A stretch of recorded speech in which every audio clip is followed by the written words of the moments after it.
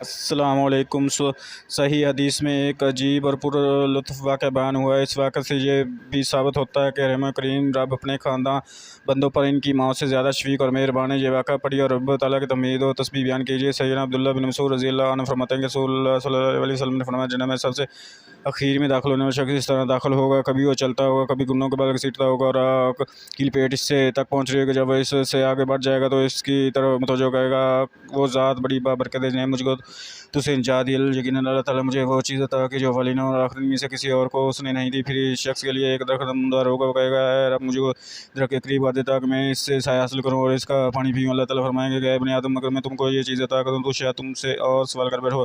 وہ کہے گا کہ نہیں اے رب، اور اللہ تعالیٰ سے عہد و پیمان کرے گا، اس کے علاوہ کسی اور چیز کا سوال نہیں کرے گا۔ اس کا رب اس کی درخواست قبول کر لے گا اور اس کو اس درخت کے قریب کر دے گا، حالانکہ وہ جانتا ہے کہ اس بندہ کو اس پر صبر نہیں آئے گا۔ وہ شخص اس سے سایہ حاصل کرے گا، پانی پیے گا، پھر اس کے لیے پہلے سے عمدہ ایک درخزار ہوگا، وہ کہے گا، اے رب مجھ کو اس سے قریب کر دیتا کہ میں اس کا پانی پیوں اور اس سے سایہ حاصل کروں، اس کے علاوہ تجھ سے سوال نہیں کروں گا۔ اللہ تعالیٰ فرمائیں گے، اے بنی آدم، کیا تم نے مجھ سے عہد نہیں کیا تھا کہ کچھ اور نہیں مانگو گے؟ اگر میں تم کو اس کے قریب کر دوں تو شاید تم اور سوال کرو گے۔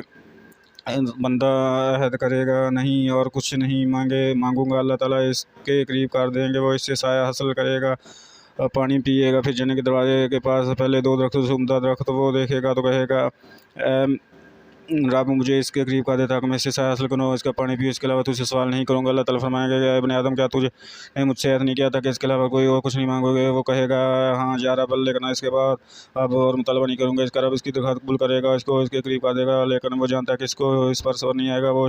جب وہ شخص اس درخت کے قریب ہوگا تو وہ اہل جنت کی آوازیں سنے گا، پھر کہے گا، میرے رب مجھے اس میں داخل کر دیجیے۔ اللہ تعالیٰ فرمائیں گے، اے ابن آدم، آخر تو کب تمہارا سوال ختم ہوگا؟ کیا اگر ساری دنیا اور کچھ اس میں ہے تمہیں عطا کر دو تو تم خوش ہو جاؤ گے؟ بندہ کہے گا، میرے رب، کیا مجھ سے مذاق کرتے ہو؟ حالانکہ آپ رب العالمین ہیں۔ ابن مسعود رضی اللہ تعالیٰ ہنس پڑے اور کہنے لگے، کیا تم مجھ سے نہیں پوچھتے کہ میں کیوں ہنسا؟ لوگوں نے پوچھا، آپ کیوں ہنس رہے ہیں؟ فرمایا، اسی طرح رسول اللہ صلی اللہ علیہ وسلم بھی ہنستے تھے۔ لوگوں نے سوال کیا، یا رسول اللہ صلی اللہ علیہ وسلم، آپ کیوں ہنس رہے ہیں؟